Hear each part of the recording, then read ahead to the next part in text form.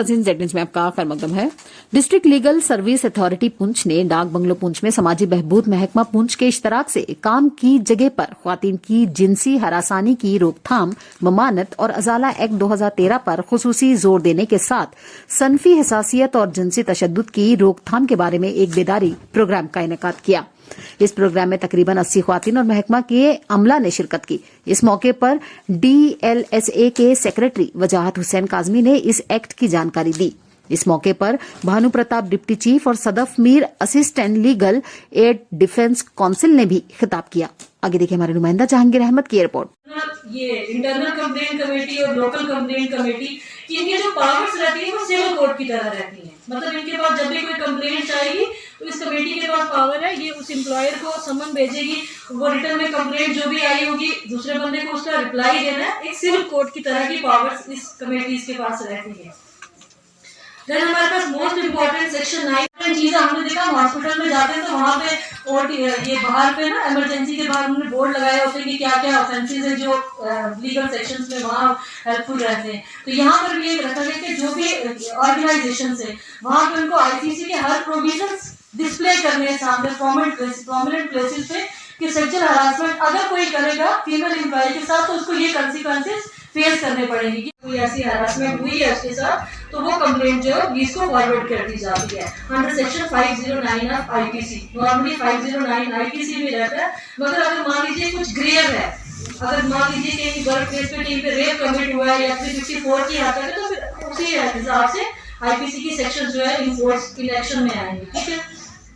अब एक चीज रहती है सेक्शन 12 जो बात करती है action during pendency of inquiry. मान लीजिए आज एक लेडी ने जो है कंप्लेंट फाइल किया, अब आपको पता है जब हरासमेंट का इशू बनेगा तो ये दिया गया action during pendency of inquiry, जहाँ पे वो कह सकती है कमेटी को कि भाई जिस दौरान जब तक मेरे ये एप्लीकेशन का निर्माण या फिर उसको 3 महीने के लिए और लीव भी भेजा जा सकता है। ठीक है, या और कोई भी रिलीफ उसको लगता है कि जब तक मेरी ये एप्लीकेशन पेंडिंग है, मेरा ये ग्रीवियंस जब तक सॉर्ट आउट नहीं हो जाता है तो क्योंकि उसको फेस करना है, उसी माहौल में उसको फिर से रहना है, हो सकता है उसके लिए और टॉर्चर हो जाएगा उसकी अपनी सोसाइटल जो हमारे ऑब्लिगेशंस रहती हैं तो वो उस कमेटी को एप्लीकेशंस में ये कह सकती है कि हमारे बजाय इसके कि इंक्वायरी की जाए पूरी, आप कंसिडरेशन की तरफ जाइए। यानी कि वो उसमें ये कहेंगे कि आप जो भी मेरा एम्प्लॉय है उसको आप बुलाइए सामने, हमारे आपस में बैठकर हमारी जो भी मिसअंडरस्टैंडिंग है उनको क्लियर कर दीजिए। अब इसमें एक इम्पॉर्टेंट चीज रहती है, यहाँ पर अगर तो पता मिसअंडरस्टैंडिंग थी मैं उसके लिए सॉरी हूँ ये हो जाएगा। इसमें एक इम्पॉर्टेंट चीज रहती है कि ऐसा नहीं होगा कि फीमेल बोले कि भाई अब आप मॉनिटरी कंपनसेशन रख दीजिए, मैं इतना 1 लाख रुपया लूंगी तो मैं कंप्लेंट आगे नहीं चलाऊंगी, ये नहीं है। इसमें कंसिडरेशन का मतलब है कि उनकी जो भी आपस में जो भी इश्यूज रहे होंगे उनको सॉल्व आउट करके उनका एक मीडिएशन वाला रोल प्ले करना। देन वी हैव सेक्शन 11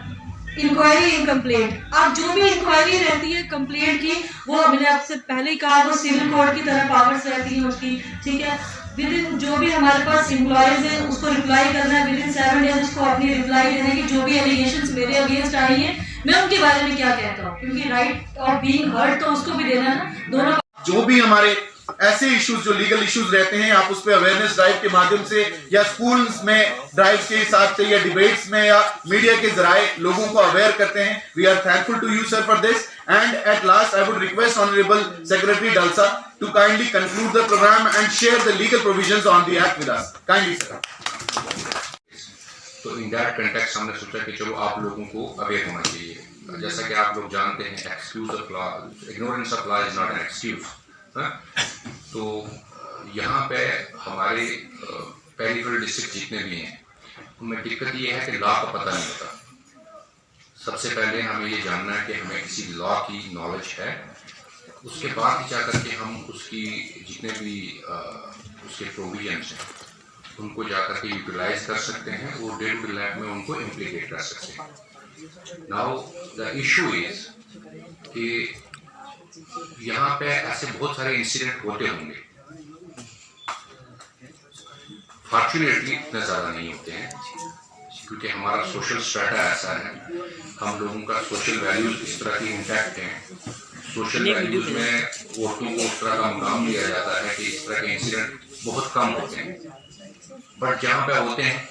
वहाँ पे फीमेल्स जो हैं वो सामने कभी आती नहीं है। इस तरह हमारे ऑनरेबल हाई कोर्ट ने डिज़ाइन किए हैं with collaboration of social welfare department. और ये प्रोग्राम जो है हमारे पूरी UTF JND के specifically in Jammu province her district में हो रहे हैं। हमने राजौरी में भी प्रोग्राम किया क्योंकि मैं दोनों डिस्ट्रिक्ट का चार्ज होल्ड कर रहा हूँ। राजौरी में पिछले हफ्ते में हमने ये प्रोग्राम किया है, तो इस वीक में हमने 31 को आज यहाँ पे ये डिस्ट्रिक्ट पंच हेडक्वार्टर पर पंचायत में ये प्रोग्राम रखा। ये प्रोग्राम स्पेसिफिकली था सेक्सुअल हरासमेंट ऑफ वुमेन जब workplace viz gender sensitisation पे, जिसमें हमारी ज़्यादा जो है फीमेल पार्टिसिपेंट्स थी यहाँ पे 70 to 80 और कुछ मेल पार्टिसिपेंट्स भी थे, जहाँ पे इस एक्ट को लेकर के उनको अवेयर किया गया कि ये एक्ट क्या है, इसके डिफरेंट प्रोविजंस क्या हैं, किस तरीके से इस एक्ट की एप्लीकेबिलिटी होती है। और उसमें हमारे 2-3 रिसोर्स पर्सन थे, जिसमें एडवोकेट भानु प्रसाद थे, एडवोकेट सदफ मीर थी, हमारे आजम साहब हैं जो यहाँ सोशल वेलफेयर डिपार्टमेंट को रिप्रेजेंट कर रहे हैं। इनकी कोलैबोरेशन से हमने आज ये प्रोग्राम यहाँ पे किया